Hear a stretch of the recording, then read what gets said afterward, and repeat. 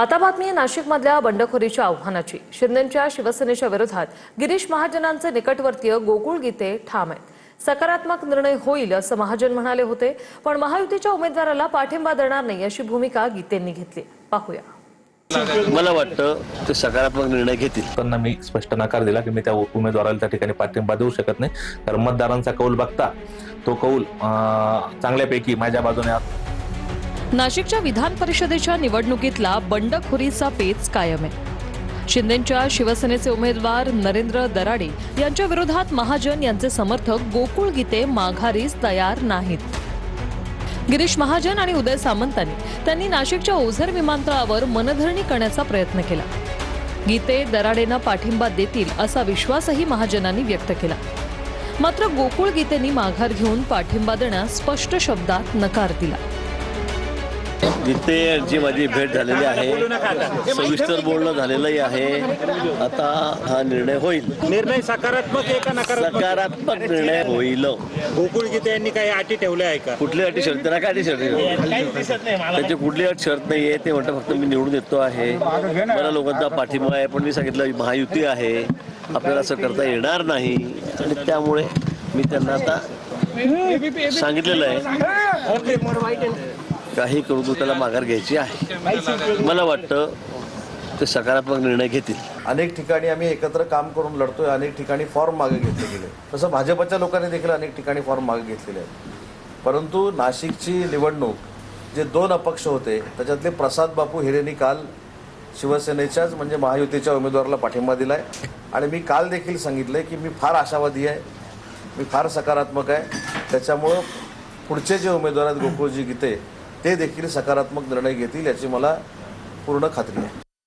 ओझर एअरपोर्टच्या लॉबीमध्ये त्या ठिकाणी आदरणीय सामंत साहेब, दादा भुसे साहेब आणि गिरीश भाऊ महाजन यांच्यामध्ये आमच्या चौघांमध्ये अजूनही काही इतर लोक होते। आमची चर्चा झाली, त्यांनी मला त्या ठिकाणी विचारलं की त्या ठिकाणी प्रसाद हिरेंनी आज महायुतीच्या उमेदवाराला पाठिंबा दिला, तर त्यांनी मला विचारलं की आपण पण त्या ठिकाणी तसा पाठिंबा देऊ शकतो। त्यांना मी स्पष्ट नकार दिला की मी त्या उमेदवाराला त्या ठिकाणी पाठिंबा देऊ शकत नाही, कारण मतदारांचा कौल बघता तो कौल चांगल्यापैकी माझ्या बाजूने असल्यामुळे तो पाठिंबा देणं म्हणजे त्या मतदारांचा त्या ठिकाणी मी घात करण्यासारखा प्रकार होईल। त्यामुळे मी त्यांना स्पष्ट नकार देऊन त्या ठिकाणी पुन्हा माझ्या नाशिकला येऊन माझ्या गाठीभेटी चालू केलेल्या आहेत। गोकुळ गीतेंचा पाठिंबा मिळवण्यासाठी उदय सामंत पुन्हा नाशिकला रवाना झाले। सामंत पुन्हा एकदा गीतेंची मनधरणी करणार आहेत। नाशिकच्या स्थानिक स्वराज्य संस्थेच्या निवडणुकीत महाविकास आघाडीकडून ठाकरेंच्या शिवसेनेला जागा सुटली होती, पण कुणी उमेदवारी अर्जच दाखल केला नाही। महायुतीकडून शिंदेंच्या शिवसेनेचे नरेंद्र दराडे अधिकृत उमेदवार आहेत, तर महायुतीतच बंडखोरी झाली। भाजपचे प्रसाद हिरे आणि महाजनांचे निकटवर्तीय गोकुळ गीतेंनी अर्ज दाखल केला। आता उमेदवारी अर्ज मागे घेण्याची मुदत संपली, पण हिरेंनी दराडेंना पाठिंबा जाहीर केला। आता गीते लढण्यावर ठाम असल्यानं तुर्तास तरी नरेंद्र दराडे विरुद्ध गोकुळ गीते असा थेट सामना आहे। जळगाव आणि नाशिक या दोन्ही ठिकाणी विधान परिषदेमध्ये बंडखोरी झालेली आहे, आणि हे प्रभाव क्षेत्र गिरीश महाजन यांचं आहे।